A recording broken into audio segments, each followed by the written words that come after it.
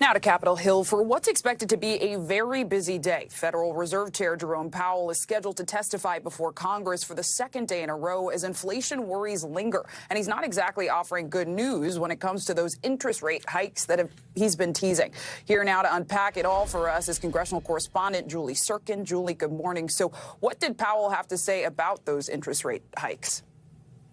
Yeah, the U.S. central bank chief with a stark warning for Congress. Remember, he already raised interest rates 8 times over the last year alone.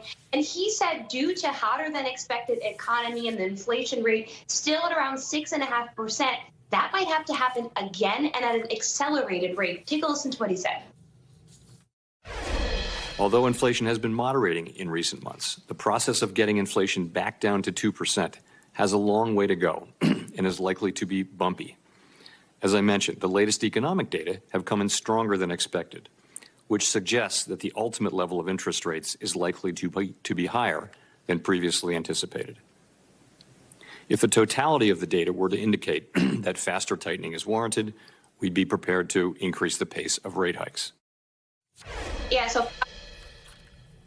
the next set of data that they are prepared to receive are on March 14th. The agency then will meet at the end of March to determine how much to raise interest rates by. Of course, that was faced with bipartisan backlash from Republicans and Democrats to this, because this could hit every sector of the market. And of course, with Powell's comments already, investment markets have been jumping at this.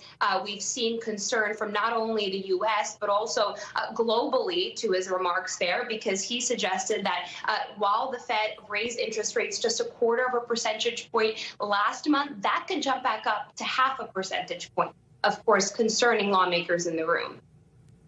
And Julie, beyond economics, let's talk a bit about the political side of this. What was the response from lawmakers to Powell's warning about more possible interest rate hikes? Well, you can imagine this happened before the Senate Banking Committee. Though Democrats do control the Senate, there were some Republicans on the panel suggesting that perhaps federal spending and Biden's energy policies on this, especially in light of the war in Ukraine waged by Russia, could contribute to this.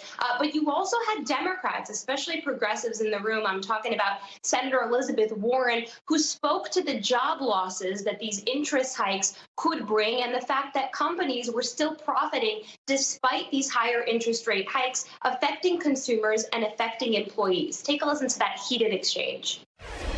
4.5%. Explain that to the 2 million families who are going to be out of work. We're not targeting any of that. But I would say even 4.5% unemployment is well better than most of the time for the last 75 years. In other words, you don't have a plan to stop a runaway train if it occurs. Chair Powell, you are gambling with people's lives. Powell will be back on the Hill today before the House, of course, Republican controlled. So that will also not be easy for him as he prepares, again, to raise interest rates potentially as the economy just continues to soar despite all of these hikes that the agency has already put in place.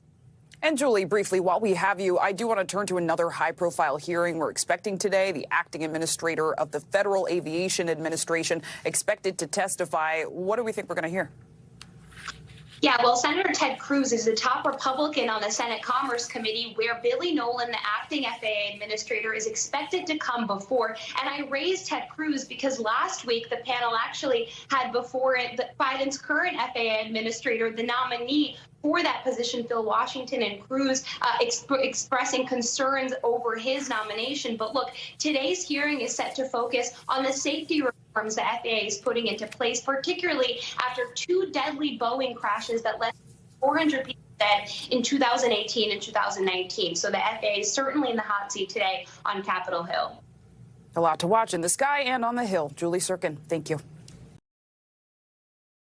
Thanks for watching our YouTube channel. Follow today's top stories and breaking news by downloading the NBC News app.